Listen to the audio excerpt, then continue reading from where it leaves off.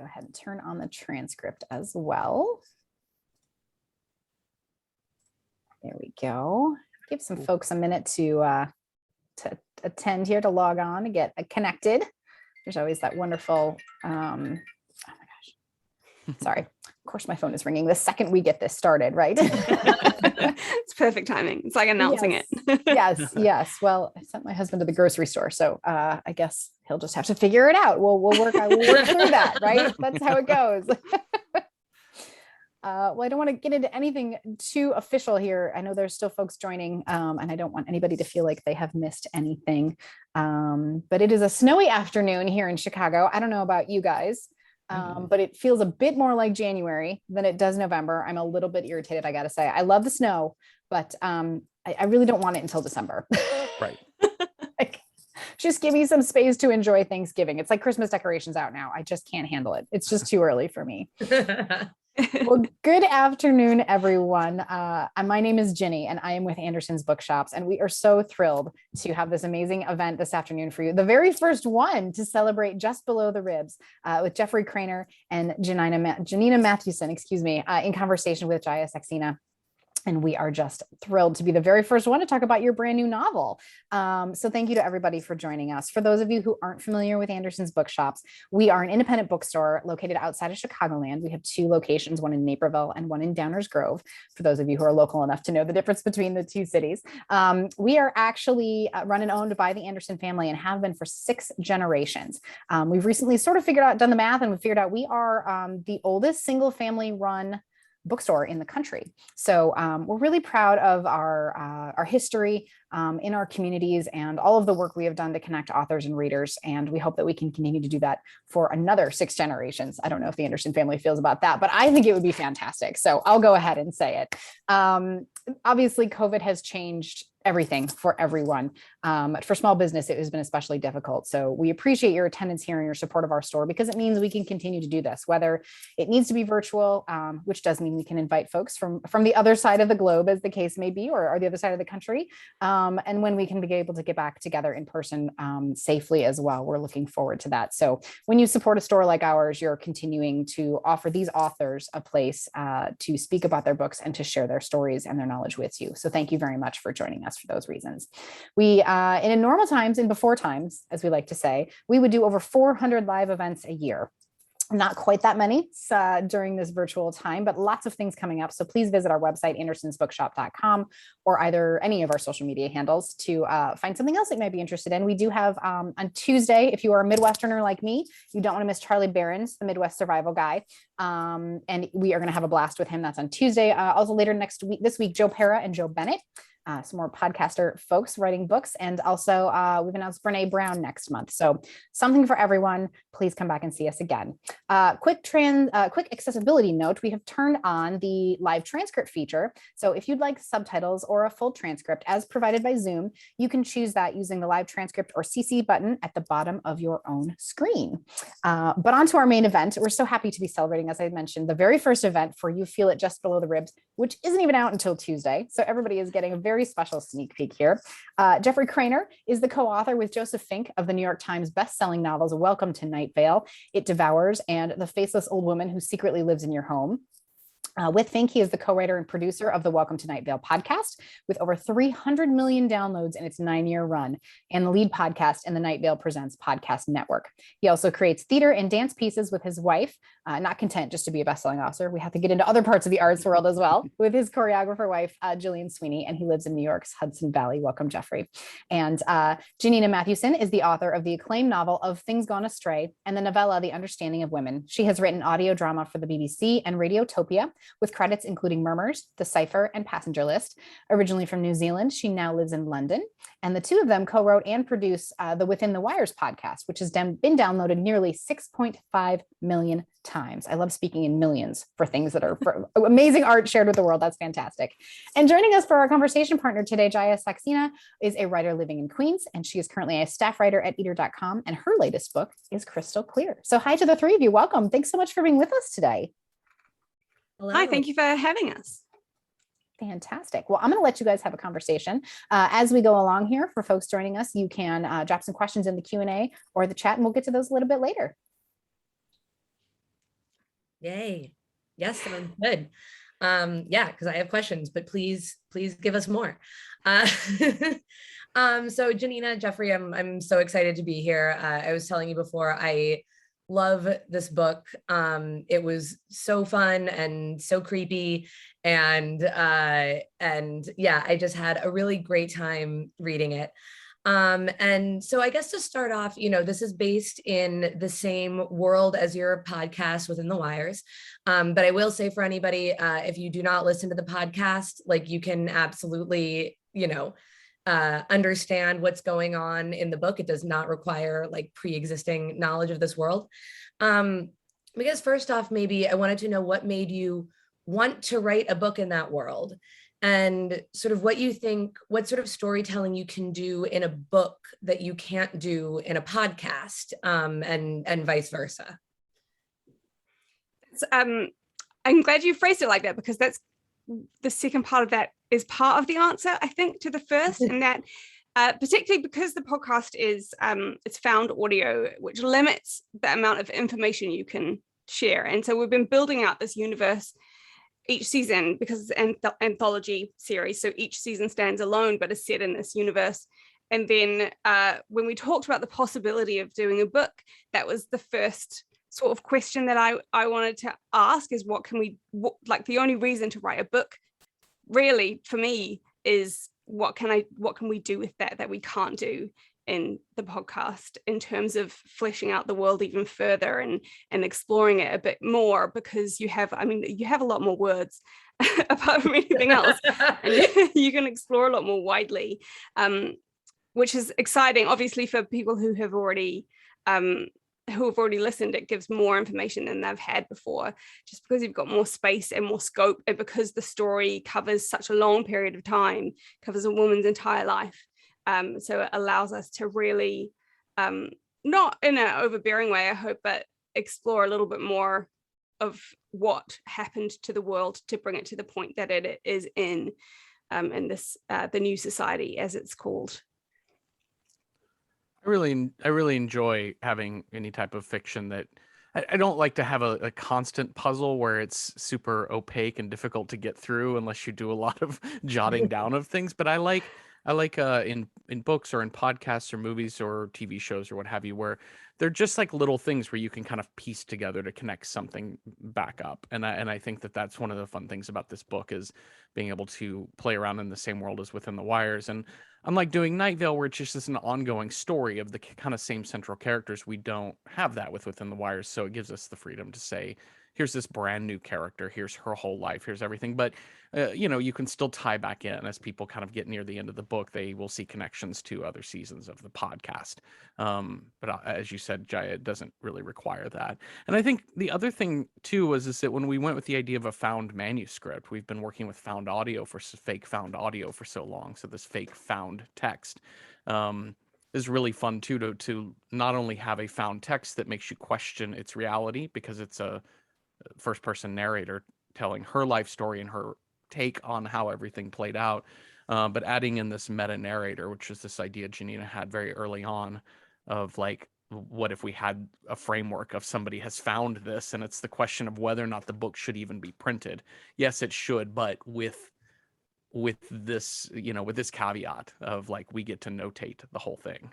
Yeah, which actually is great, because that was the next thing that I wanted to talk about, because I love the structure. So yeah, it's this found manuscript, but then it is sort of introduced, and frequently both with footnotes and in sort of like bigger interjections. And I am so sorry, I'm blanking on the name of the academic institution that has published this in this world. But I feel like the footnotes get like increasingly antagonistic, which was something that was really fun. So you don't just have this unreliable narrator, Miriam, of the manuscript, but you have this like second unreliable narrator interjecting and undercutting the first narrator. And so I'm curious, how did you work on sort of developing these contrasting voices, and sort of, it seems like each of them has a very different mission of what they're trying to do with writing that goes up against what the other one is trying to do. Janina did the first. Oh, I'm sorry, Janina. You did the No, first no, pass you go. of the footnotes in this.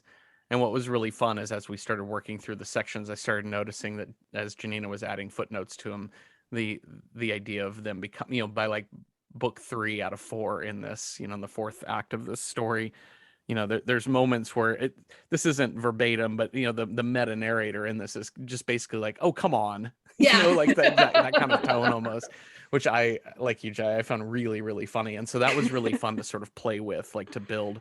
And it is a dialogue, even if they're not in person at the same time having this dialogue. It is a little bit like this poor meta narrator has to just listen to one person give the entire conversation, and then by the end you're like, I really want to stop you. I really, really want to have you say something different. Also, I think for me that is part of the reason I wanted to do that is because I think it's really interesting when we look at history in the real world. We treat it as sort of unassailable, and because it's written in this academic tone and it's impersonal, and so it seems just like reality. And I think it's important to remember that all of those things were written by human people, and they were human people who had agendas and biases and all of that sort of stuff that we all have. So I wanted to kind of capture that with this meta narrator who works for this Uriatum Press is the name of the organization she works for. I wanted it to start out feeling impersonal and academic and just we're here as the voice of reason, but I wanted her to feel more and more like a person herself as things go along, because then that makes you think about what she's saying as if it is flawed in a way that it doesn't feel if it's purely, like a textbook. Yeah, absolutely. And I mean, I'm sure maybe you thought of this, but one of the things that it made me think of was The Handmaid's Tale, because right at the end of that book, you have this coda of being like, well, that's the story that we found, and isn't it ridiculous, this fiction that and we're all safe in society now and everything's fine. But I think what was really interesting is that it's not just this coda, but right, the active footnotes and that active conversation. I'm also curious, as you mentioned also, that you have this like authority of academia and this idea that like, oh, we're just going to be here and annotating it, and we are this unbiased, impersonal thing that's just providing you with this information and providing you with extra facts to help contextualize. And I'm curious if you had just any more thoughts about, I guess, the authority of academia and how that influences how we approach and read things like memoir or personal stories from the past, like when we're not there to experience them ourselves. Yeah, I mean, I think about that a lot. I think looking back on history is inherently an act of faith that we take, because we have really we have scraps really, and nowhere to verify the the opinions of the person who was writing it down. Or I think a lot about my friend Emma Southern, who I do a history podcast with, writes history in this way that makes that clear. She has this book about Agrippina, which she starts by saying Agrippina was an empress in Rome. She was one of the most powerful women in all of Roman history. All we have about her life was written by like 3 men, and all Romans hated women, and one of these men particularly hated Agrippina. And so she sets that up so you know that all of the information we have is colored by their opinions. And I don't know, it's one of those things that just over the last few years I've been like thinking back to how we are taught history, and no one ever tells you to think about the sources and who they were and what context they were writing in, which I find very interesting. I think it would maybe be more helpful to learn historiography and source hunting than it would be just to learn dates and facts. Yeah. I don't know if that was really an answer. No, it's absolutely. I've been really taken by disturbed too, but the last dozen or so years of really like the amount of information that's available. And I don't mean to get too much into like the information age or whatever, but what started becoming clear to me a few years ago is that you can kind of sort of choose to believe anything, and that it's the onus is less on the information providers than on the information receivers to have to package all of that information, to have to understand what is, what fits into your moral framework. What is it that you want to believe and that you can rationally assume is true, and what good is it doing for you to believe something that's absolutely ludicrous. And I don't know. I think it's really fascinating when you get into when you take it out of the realm of, is the earth flat or whatever, like some kind of like big picture, almost pseudo religious belief, and into what you want to believe about a person. And I think these two people in this book, these two voices in this book, kind of are, they're going back and forth over small and large details. And it constantly, our hope, I think, or at least my hope in writing that, was to kind of play around with that gray area of like, how much detail do I want to get into whether or not I can still believe somebody if I think they're outright lying about a small detail, something to that effect. Yeah, absolutely. No, and I think the information age is one of those things where I think I saw something going around the other day where someone was trying to claim like, oh, can you imagine if in the 80s we made AIDS patients pariahs? Yes, I saw this too. Like people who, didn't get COVID vaccines. Now, like, no one would ever like not hug an AIDS patient the way that they're not hugging. And it's just like watching history be like rewritten in real time, where you're like, no, there are still people who remember that happening. Yeah, like, you can't just pretend that didn't happen. But it was I think it was tweeted by someone who looked like in his 60s or something as well, so someone who was alive when that was happening, and apparently just ignored the fact that people who died of AIDS didn't have their bodies picked up by their families, because that's the extent to which they were pariahs. It just makes you feel like that's when you feel like you're living in a simulation. Nothing is real. Yeah, absolutely. And it's funny because I realized reading this, I felt almost a similar reaction, because like I was reading this, and it was only after I finished it that I realized I had read the book being like, oh, Miriam's right about everything, and assuming that this other narrator is out here trying to defend indefensible things. And I was just like, oh my God, she's right. How dare you tell her she's wrong? Like, oh my God, you're trying to rewrite history, and being like, Jaya, it's fiction. And also like, you do not know what's going on here. So, so that was fun. I guess, another thing I'm curious about is within this whole world, I feel like hit on a lot of really great, really fun sci-fi tropes. I feel like state-sanctioned mind control is something that is like has been part of like the sci-fi and fantasy world for a long time. The idea of sort of like alternate pseudo World War II histories and alternate, something that feels very familiar to what's gone on in the world, but what if it were different?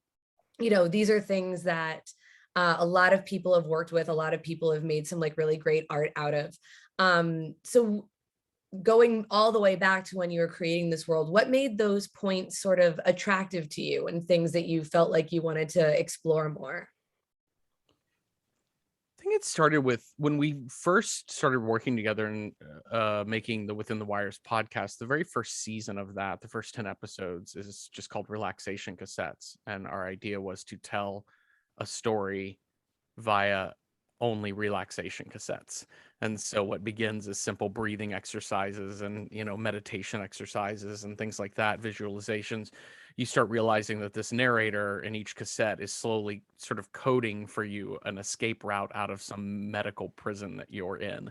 And so that was sort of the premise of the first season. And once we got into that point, we realized as we developed that first season, we realized that there is that kind of like, that's definitely a medical prison is definitely a sci-fi trope as well. And, but yeah, playing around with that. And we sort of took in this novel that idea of like, how would you develop a system by which you could start to manipulate people subconsciously? And that's a really I don't know. I think it's a really fun thing to play around with, but it's also like I'm always trying to subvert the 1984 trope of that a little bit. I remember many, many years ago reading a book from the 80s called Amusing Ourselves to Death by the media critic Neil Postman. And the opening of that book, it's from like 86 or something, but the opening of the book is he essentially is like, we focused too much on 1984 by Orwell, and we should have been focused more on Brave New World by Aldous Huxley, because we will choose our own downfall. Like we will choose to control our own minds, that we will take that on. And I always thought that was an interesting subversion of the 1984 concept. And I think so in playing in that world, we try to think a little bit about this new society of the novel. We try to think about the new society as being, as best as it can, it's sort of a utopic idea. You know, this idea that they are trying to provide education and healthcare and opportunities for everyone in the society. But no matter what, there's still going to be some kind of cost for doing that. And so playing around with how much are they trying to break people of things that, do we need these things or not? Is this okay if we all end up having universal healthcare globally? I don't know. Yeah, it's one of those things. And like, I mean, because we started with this years ago with the story of these two women, and then it became, what sort of world is it that this can happen to people? And then going, what has to have happened in the world in order to make this a reality? And so we ended with this idea of a war that lasts for so long and is so cataclysmic that people were desperate for anything to prevent it happening again. And that is, you reach for something that is going to save everyone. And I think that that's how like dystopias are made, is not by someone desiring to control everyone and smash everything down. They're made because you're trying for something good, and there's always it's impossible to have perfection. And so a flawed perfection can be catastrophic. And I think we're kind of playing in the mess that happens when you think that it's possible to create perfect peace for everyone, because it's just not, because people are too big and too messy for that to be possible without absolute control. Yeah, absolutely.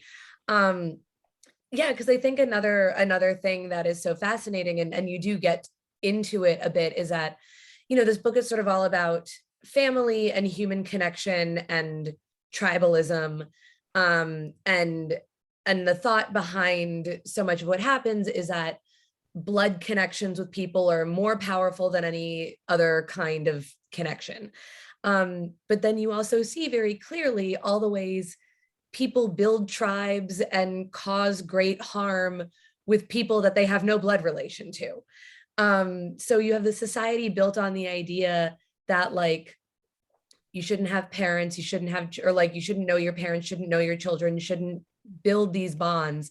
But then it seems like that is not actually the solution. So I would love to hear you speak a little more about what you wanted to say about the power or the lack thereof of sort of that blood bond with somebody. Yeah, I think I don't think of it too much as about a blood bond, more as like you inherit prejudices and you inherit assumptions from the people you are raised by. And I think that is true a lot of the time, not all of the time.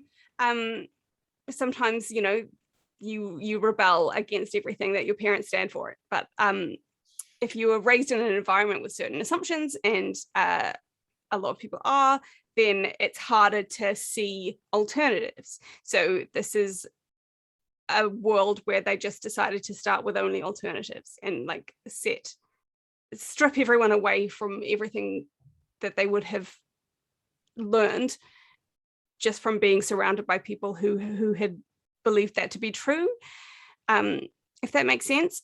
Yeah. And the rhetoric around it, I think, in this fictional world and the society is about, tribalism itself is bad, and being too loyal to people rather than ideals is bad.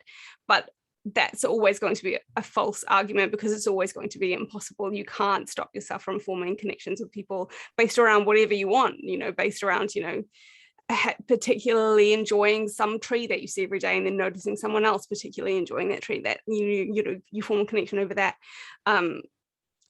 So I think that the world we're working in, the time that we're working in it's still very young. The most we've explored is up into the early 2000s, like within living memory, really, for the very, very elderly people. But who knows how long that will hold. Like there's going to be some tribalism building up somewhere that's strong enough to do something with. It just takes time to get there. I feel like when we were writing this book too, I was sort of realizing the out loud part about the bond in families is the inheriting of the prejudices and biases and things like that, and also just kind of the tendency to stay in the same town, to have the same network of people that that does start. One family connects with another family, and then so you have a neighborhood, you have an enclave, you have a set of people that hold tight to that. But the quiet part of that, as the new society starts trying to break that down, is also like the inheritance of literally inheritance, right? The idea of passing on of money, that one of the biases we pass down is the business, that gets passed from kid to kid. I'm not speaking of Anderson Bookshop that is 6 generations in or whatever, but I'm talking about like thanks for the clarification, Jeffrey. Yeah. I mean, listen, I had the football game on earlier, and I was just learning that the Atlanta Falcons head coach is the son of the founder of FedEx. And I'm like, oh, so you just get installed in that. That's just it. That's how this happens. And so there is something where that wealth and privilege and power kind of keeps getting passed on. And so there's also a dismantling of that, which is, I think, what the new society is quietly trying to do as well. Yeah. No, and I remember having sort of these feelings when I was reading the book, is sort of at the beginning thinking, Janina, to what you were saying, this idea that, dystopias are not built by people trying to be awful. They're built by people really trying to build something good. And also, I think, seeking some level of control in a world that they feel like is completely chaotic and they don't know what's going to happen, and feel like control means safety. But I was reading this, and this idea of, like, don't be raised by your birth parents, don't automatically have these connections. And I'm like, yes, the nuclear family is a huge problem to society. When everything is built around that, it's the cause of so many problems. Like, let's get rid of the nuclear family. Let's get rid of like all of, sort of like the ways that massive amounts of money get kept in a very few hands and very few families. And realizing that I was being swept along with so many ideas of the Great Reckoning, being like, yes, this is a good idea. Let's undo this. And then getting to the point and being like, so we're going to make it so that you forget who your parents are and you're not allowed to talk to them. And it's like, wait, what? Like, but so, I feel like it does such a good job of showing you the way that you can really get on board with something and not realize until maybe it's too late or gone too far, just like, what the hell is going on?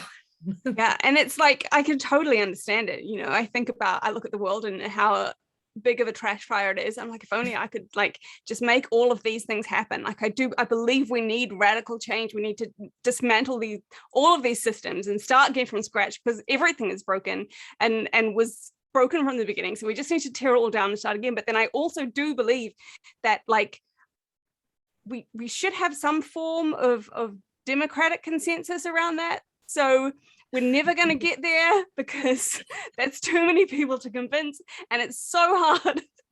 So what are you supposed to do apart from just take over? I don't know. I don't have an answer.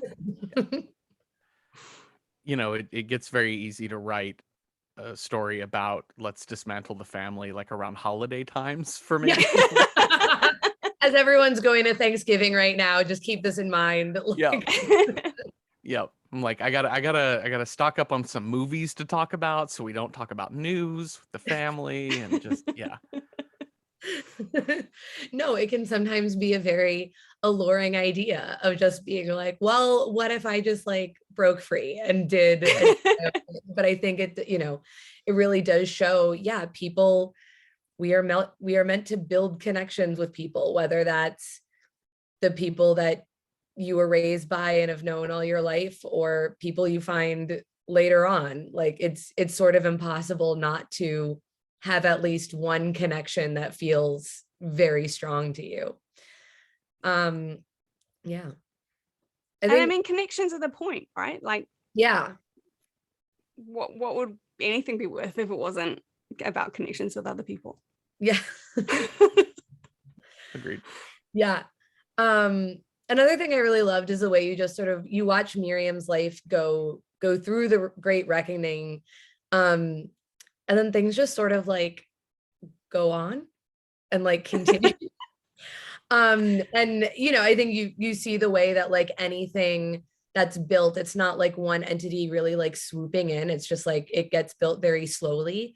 But I also think like we've sort of seen that in the past year and a half, where we have this really catastrophic thing that causes a lot of terrible things to happen. And I think a lot of people were thinking like, well, obviously we don't want this to be happening. We would take this back in a second, but maybe this means that we will finally be able to like reckon with so many of the awful things that have happened in this world and build something better, or at least like drastically change the way we live our lives. And I feel like you see a lot of people just like not doing that and yeah. just moving on. So I feel like you nailed it in terms of what this would look like, but like, was that frustrating to write at all? Or like, how did it feel writing a world in which there is opportunity for such change, and then the change, there's change that happens, which is questionable, and then there's a lot of stuff that just seems to sort of continue. Yeah, I mean, stuff always continues. And I think that we have seen just how bad things can get without anyone changing anything really. And like, that's, I think the world of this book is, it's not just that people want to change, they had no option. Like the degree to which things were destroyed to the extent that everyone had to start again, because that's the amount of destruction that there was. But even with that amount, people are still waking up every morning and having to get through that day. And we're always going to do that in as close to the same way as we always have, as we can manage, because that's what keeps you sane. Like you can't just do an about face on how you get through the day, and then that's just multiple days of you pushing through and doing things as you've always done them. So it's very, very hard to do big changes, I guess I'm what I'm saying. Yeah.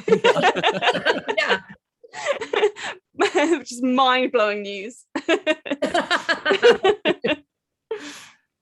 You know that Joseph and I have been doing Night Vale have like had this happen before, and partially, we've been doing that for almost 10 years, and it's just this thing where I go back to like old episodes. I'm like, oh, I'm so depressed about listening to this satire from like 2014. I'm like, oh, this is a real bummer, because I thought I was being hilarious, and I absolutely was not, because yeah. There was something about I just remember it's like in 2016 or 17 when Sean Spicer had his job, and there was like a story about him like that hiding. Name 100 years. But there was some story about him like hiding from press, like behind a fern or something. And like we had a whole bit in the live show for Night Vale about we have a director of emergency press conferences in Night Vale, and at one point in time she like hides behind a shrub to get away from talking to anybody. I'm like, we can't do this anymore. I don't even know how to write this. But we were finishing this book as kind of the pandemic was really kind of starting, and it's interesting because there's kind of there's a passage pretty early on in this book about separating the idea of the apocalypse as being something really broad that you think of as like world destructive, a comet hitting the earth and we're all just gone in a flash. but oftentimes it kind of happens over the course of many decades. And it's likely, the apocalypse is likely just you alone in the room with the flu. And it's super depressing as this pandemic is hitting. Yep. And we also think about the destruction of the pandemic that hits in the Great Reckoning in our novel is much larger than what COVID has done. But COVID is still huge. And so you see the patterns of how people behave and you're like, I don't know how I don't know what the tipping point is, to make people accept a new society in the way that happens in this book. I have no idea whether or not we could ever get to that point, or if, as Janina says, like stuff is always continuing, like people are always the same. I mean, I wonder actually if how it pans out is more like how regimes changed sort of in the pre-nationalist times, in Europe, of the 1500s or something, where it was just, there was a king murdered your king and now he's your king, but you don't really pay much attention to it because you're just running your farm. I think it's more maybe that all of the governments fell and then someone had to step up and build new governments, and most people were just like, okay, I guess we have this now, because you just don't have the brain space to actually pay much attention to that when you are struggling to survive.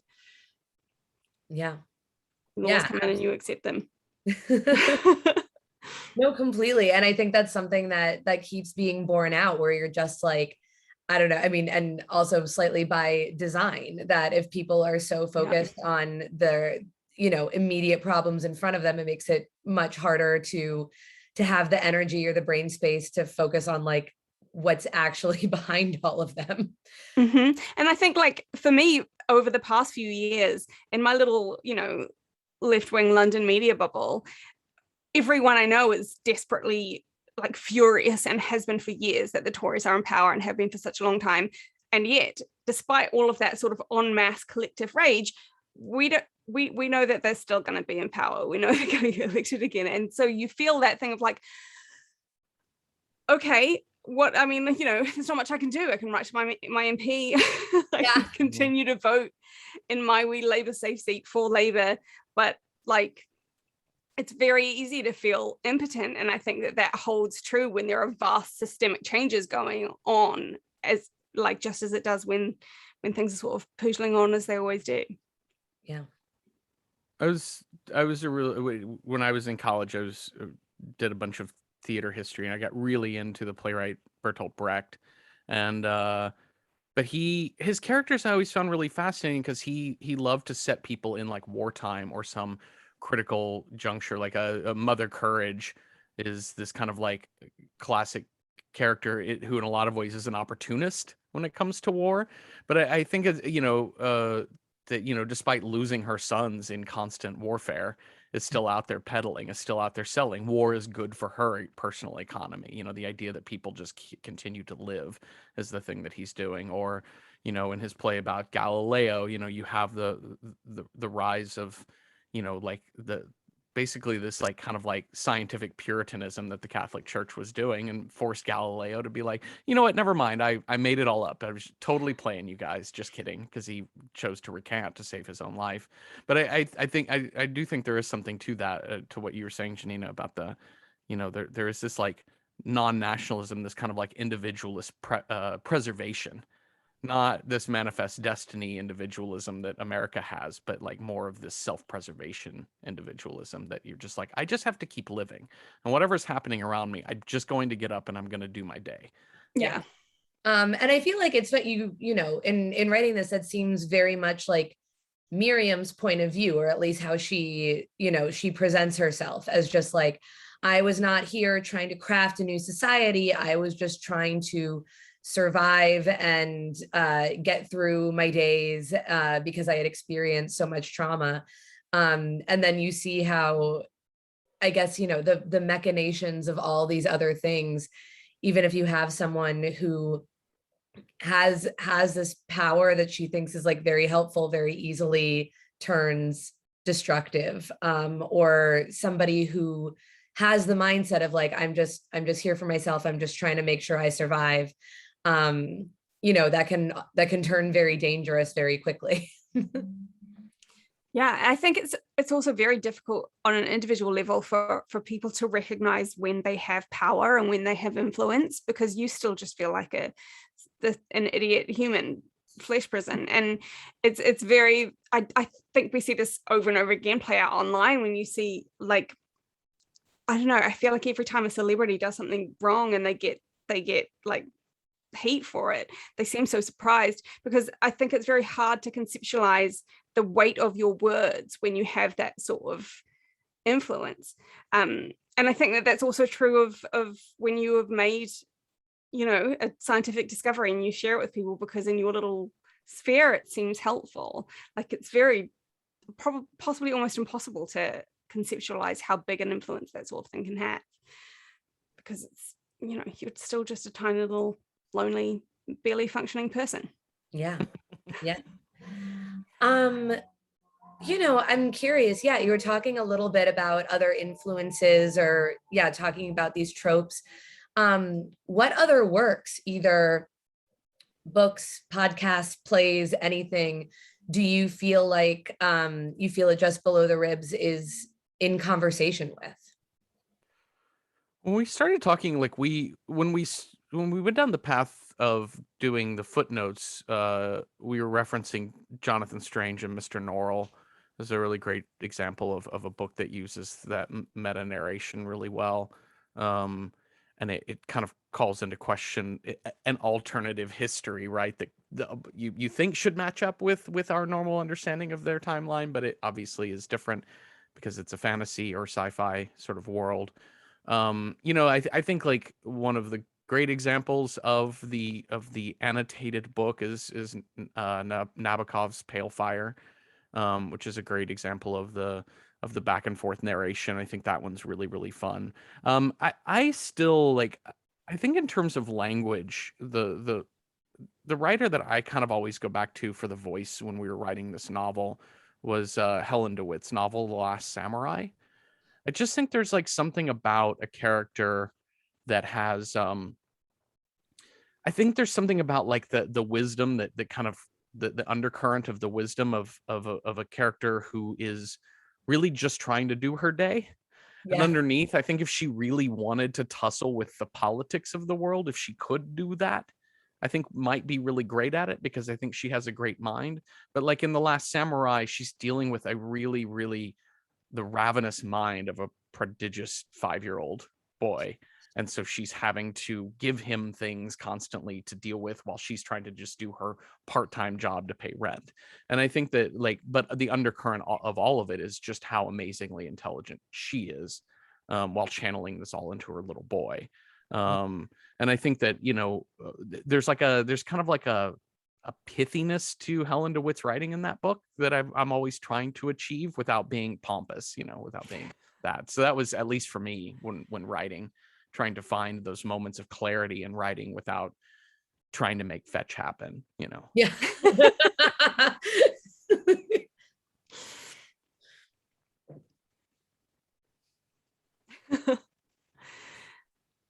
Yeah, I think that's really good. I don't have anything to add to that.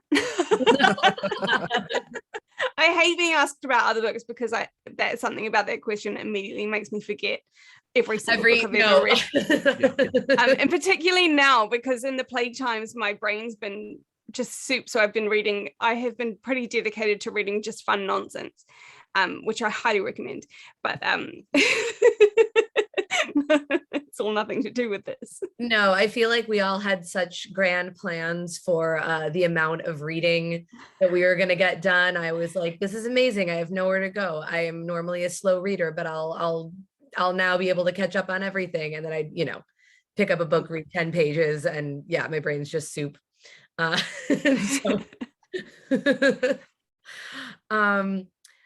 curious. Yeah, I don't think we have any questions in the Q&A yet. So if everyone has any questions to ask, go ahead and throw it there, or in the chat, or text me. I don't know.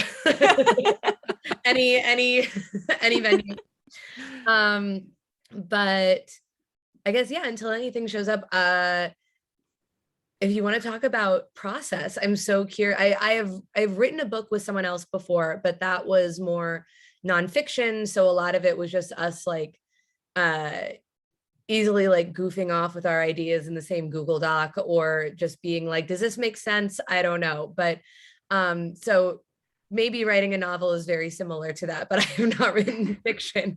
How did you go about writing this together and collaborating, both in terms of how you envisioned it and practically who did what, and were, was it just absolutely ridiculous being like, why did you delete that whole thing? I mean, sometimes it was that did happen. Sometimes I was like, Jeffrey, you can't take the scene away. I really love it. But I think it was like, we've been working together for such a long time that we were able to sort of translate our processes from writing the podcast over to the book. It means like, for me, we do a lot more outlining than I do when I write alone. So we outlined the whole thing, and because we were selling on proposal rather than off, usually with a novel, you write the novel and then you send it off and hope someone buys it. You write the whole thing without knowing whether or not you sold it, unless you've already got a multi-book deal for something. But because this was based on an existing property, and because, well, very, very loosely, and because Jeffrey had a previous relationship with our wonderful publisher, we just put together a proposal, which was a outline of everything, and then like the first 4 chapters, I think it was 6, first 6 chapters, and then that's what we had to work on. So we could just go away a section of the book each and write it out based on the outline, and then come back together and say, no, this is terrible, we need to rewrite all of it. And then just kind of swap sections back and forth to beat them into something more of a coherent shape. Yeah, it was nice because we were able to, the way that the book we had chosen in the outline ended up being very convenient for breaking up the writing of the chapters, because we broke it into these books. So it's like 4 distinct parts of Miriam's life. There's some details that happen in between that she may quickly summarize, or you just may glean from the backstory, but ultimately, like, they didn't have to go from the end of part 1 right into part 2 of like picking up right where it left off. So it's a little modular in that way. So we could each kind of captain a section and begin the first draft, and then pass it on to the next person to kind of like start filling it out.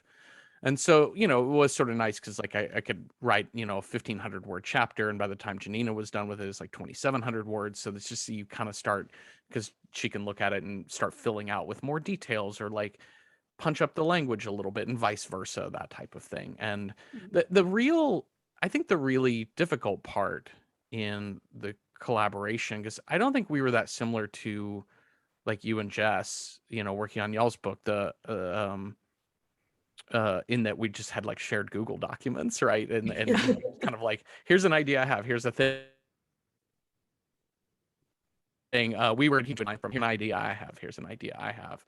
But the real difficult part is just the continuity. You know what I mean? So you if somebody introduces, sometimes it's like you describe a character in one of Janina's chapters, and then 10 chapters later, I describe the person totally differently. That's one way. The other thing that happens a lot is you end up introducing a character that seems significant enough to have a name and a description and a moment, but they haven't done anything yet. And then you realize, oh, well, that character needs to do something later, or we need to get rid of the character altogether. That sort of thing. I don't know if we had this in this book. I know this has happened with me and Joseph collaborating and writing on novels before, is that I don't know if we had to like delete any whole chapters or anything like that, or merge any. I think we maybe have merged a chapter or 2 together. Sometimes when you write an outline, you have like 500 words that's like, this sounds really good, and then you write it and you're like, that 500 words is all that's really happening. Yeah, I think the only big thing that happened that was sort of different from the outline is in part 3, Jeffrey had written this beautiful meeting of Miriam and her wife, Teresa, and then that relationship had disappeared to the background, and I was like, no, we need to make this whole section about the 2 of them, because it's this beautiful start and we need more from them. And that hadn't been in the outline. The outline was much more about the bigger societal things and how they impacted Miriam. But I think that was the only thing. I was like, we've got to let her be happy for a bit, because a lot of it's pretty grim. Yeah. Oh, I mean, I'm glad you made that choice, because I feel like that was so affecting. Just watching, sort of being like, oh, she has like this life and things could be good, and then oh no, oh no, oh no, don't take that away from me. Ooh, we have a question from Eric, who says Within the Wires is amazing. Have you thought about other media for this universe, TV, graphic novels, etc.? I think, I mean, yeah, we've talked about how great it would be if someone wanted to to make some TV out of it. I would love that. I think the same question would apply as to the book, as we would want to talk about. I mean, if someone wanted to just buy the rights to do it and just go away and do whatever they wanted, I would be fine with that. But if we wanted to be more creatively involved, I would definitely be asking the same question. What can we do in this medium that we haven't been able to do in the other mediums? What can we do with these with this world, and what sort of stories can we tell within it that we haven't so far, that we can't tell in these other ones? And it's interesting because I think initially when we talked about that sort of thing, we were more talking about what would an adaptation look like.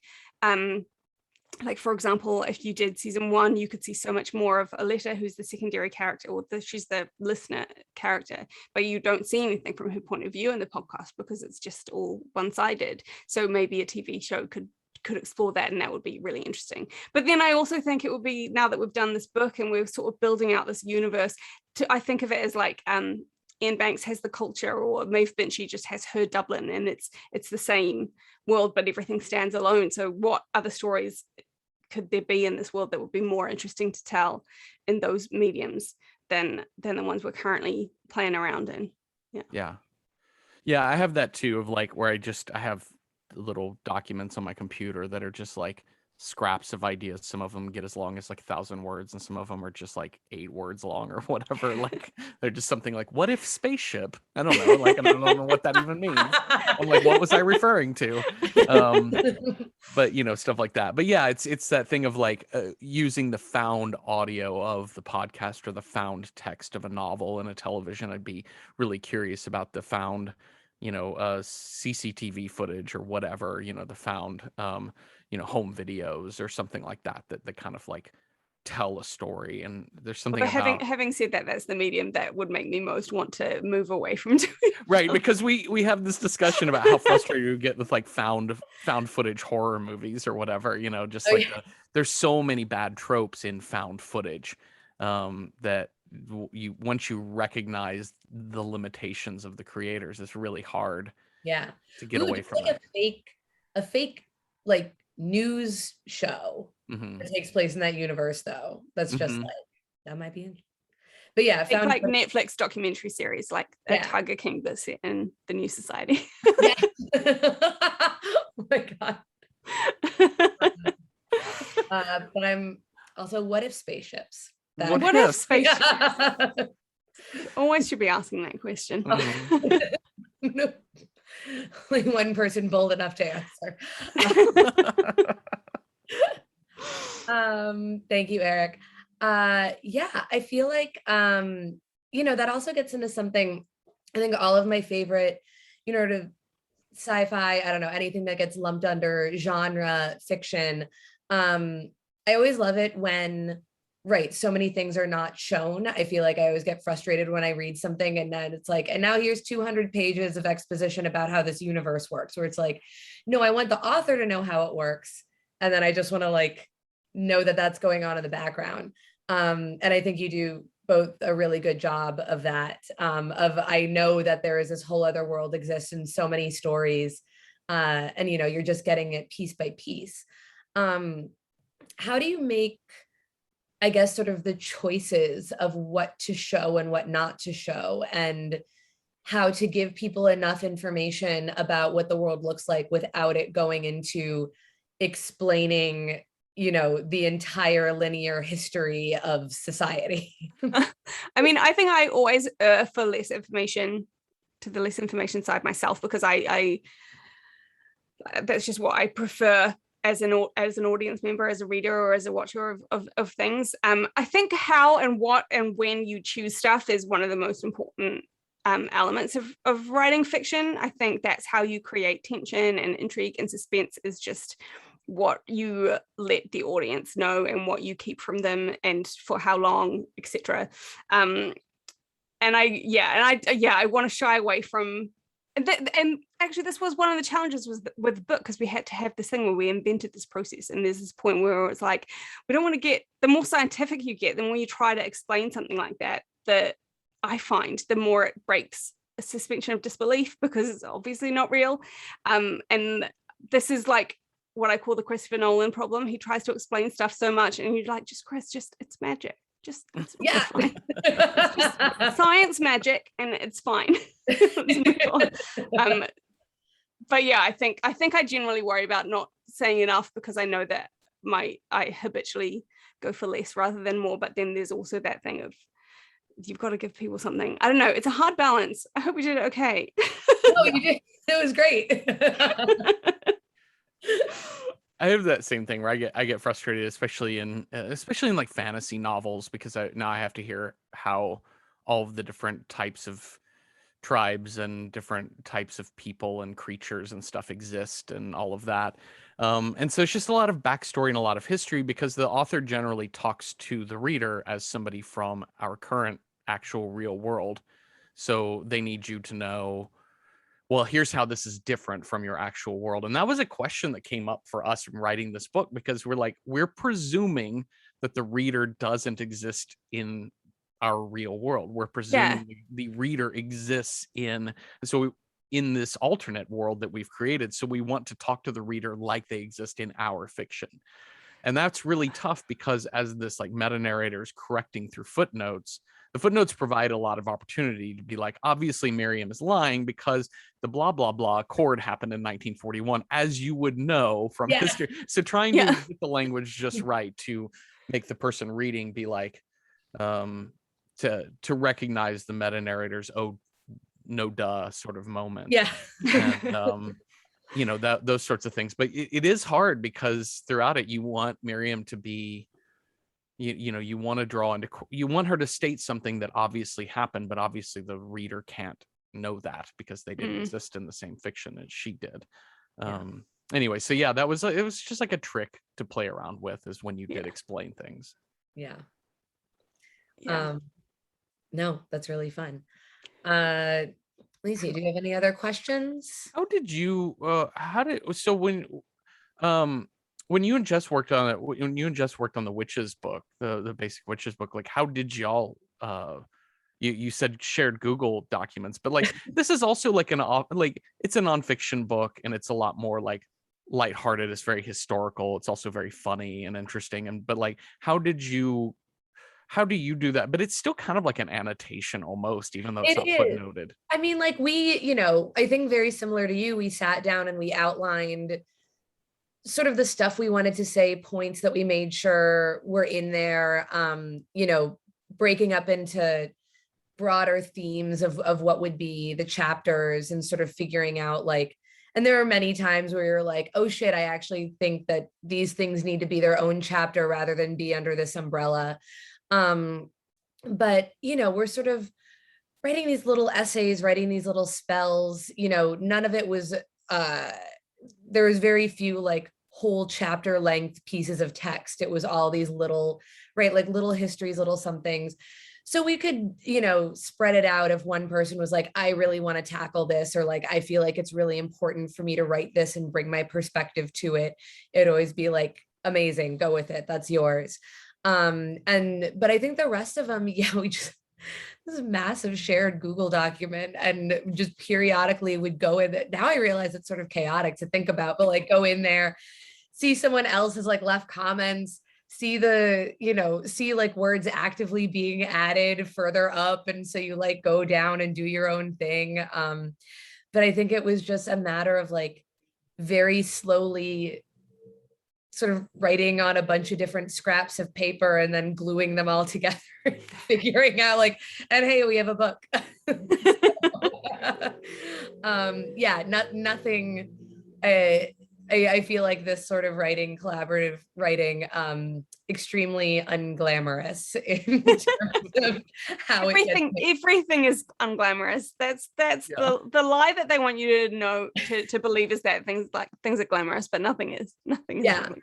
But I do love having sort of like a writing or editing relationship with somebody where you can just throw something at them and be like, you deal with this now. Like, I don't want to look at it anymore. It's great. It is actually, because when you write and you're writing alone, then you the person you were saying that to is you. It's just you in the future, and you just like have this paragraph in the book, and you're like, something, I don't know. And then you come back to it 2 months later and you're like, well, I've really fucked me over. But this way, you just leave it for Jeffery. Yeah. I recommend it. Yeah. It does also like take a lot of the pressure off, because it's like we're both lifting this up. So like there's a shared responsibility for making this good. It's not just, it's not just all on you, which I do think makes it a little bit easier to just get work done sometimes. Yeah. Mm-hmm.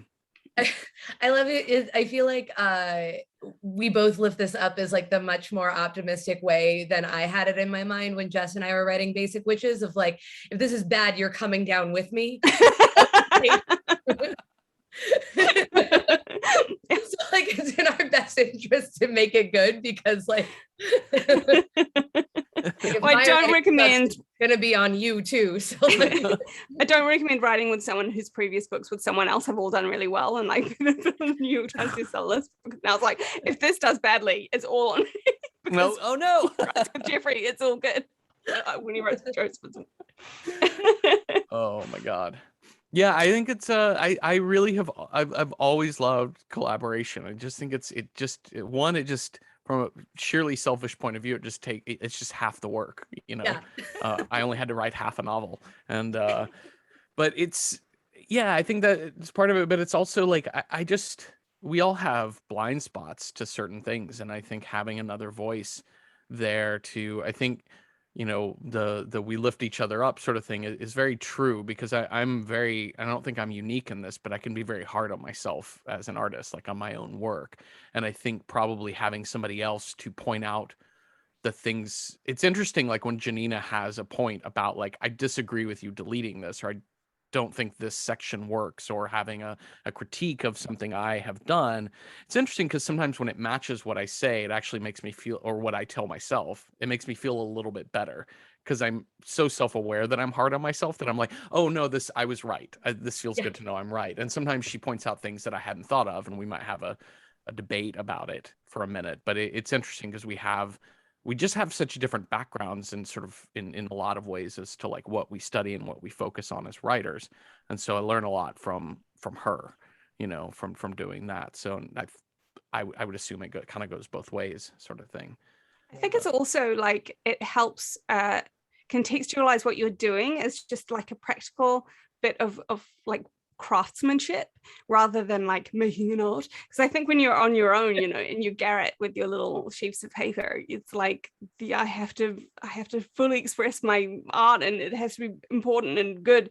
But that's not what you're doing. What you're doing is making a piece of entertainment. It's inherently collaborative, because it's about communicating with your audience, even if you're the only person who's working on it.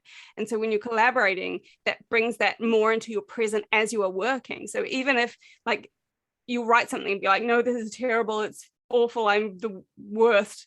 But then if Jeffery comes back and he says, I'm not sure that this really works, and it's like, oh yeah, no, yeah, it is bad, but also that's okay, because that's part of the process of like creating this book.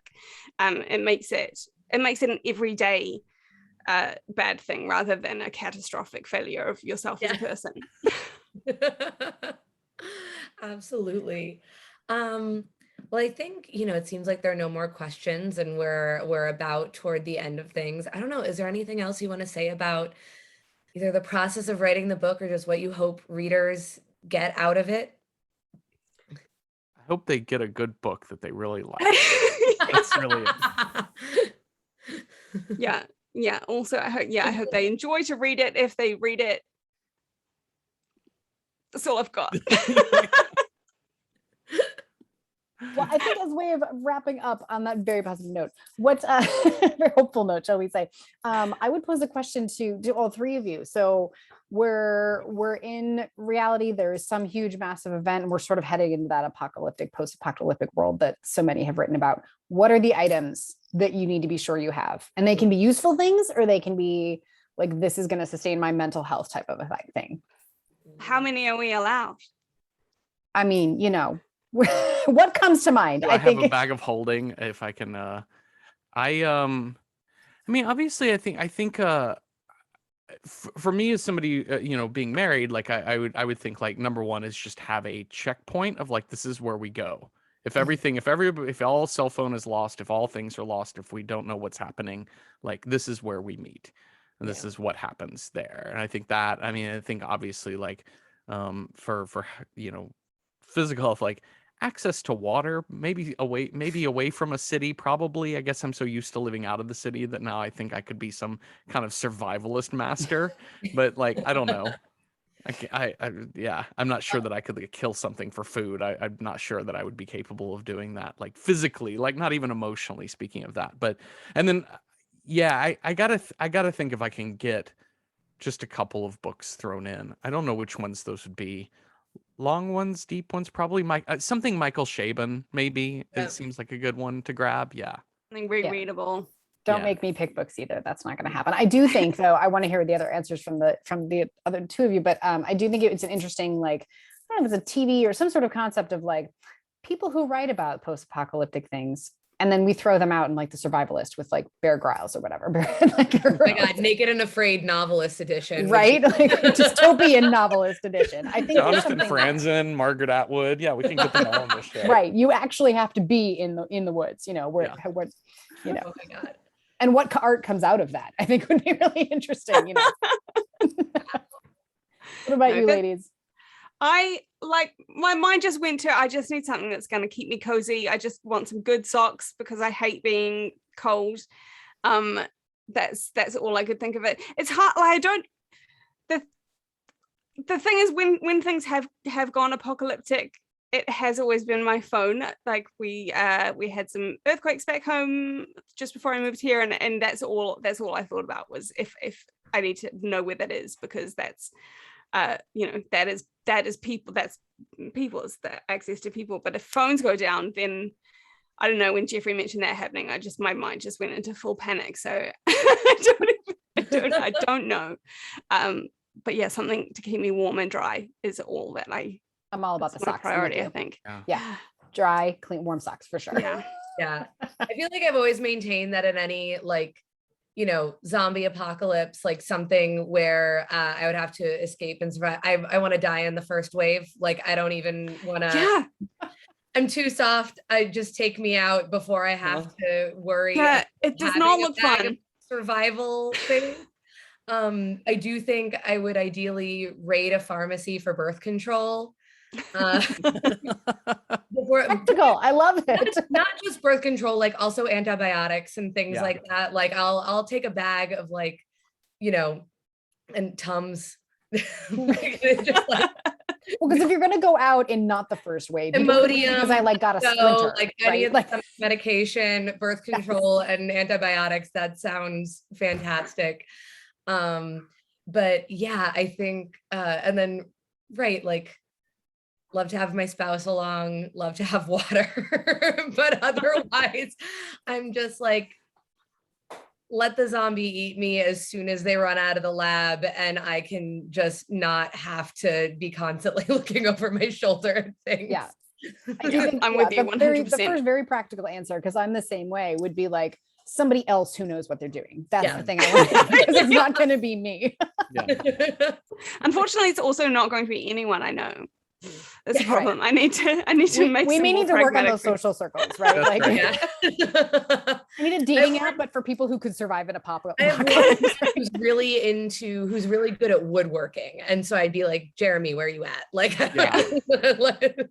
right. I can grab that, like, you know, fire axe that's randomly in my house for safety, but if I don't have anybody who knows how to do anything with it, then it's really not going to help me. It's just going to weigh me down when the zombies start chasing me, right? I have a snow plow. So I have a truck with a plow on the front. So I think that would help in the zombie That's- apocalypse. That could be everyone- used. That would be Just- good. Everyone go to Jeffrey's house. during That's the right. apocalypse. Right. Our No, meetup place give- is now the Hudson Valley, right? I love it. I love it. Well, thank you to the three of you, all three authors, the two of you, and then and Jaya for joining us as a moderator. I really appreciate it. I know it's late in the UK, though. I do have to say, like, if you don't like to be cold, I don't know what you're doing in London, but we need to get you to, like, a You come to Bahamas. upstate New York. It's nice and warm. It's I great. don't mind if it's cold outside as long as I can come home to somewhere warm. But I think that losing that would be a Yeah. problem. Yeah, that's fair. That's fair for sure. Well, thank you, all three of you, for your time today. We really appreciate it. Thank you to everyone for joining us and for supporting these authors in our store and purchasing a copy of the book here. It is very much appreciated. And I, happy early book birthday, rather.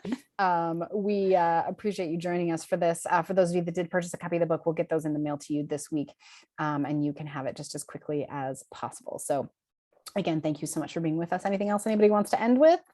I'm all good. Yeah, no, thank you so much for having Thanks, us. Jenny. Absolutely. Well, we're Thanks, thrilled. Jaya. Well, I'm looking forward to a Yeah. time when the three of you could be here in person. Yeah. But until then, everybody stay safe, and hopefully you can find something that keeps your brain from being too soupy, because I feel that. All right. Goodbye, everybody. Bye, y'all. Bye. Thank you.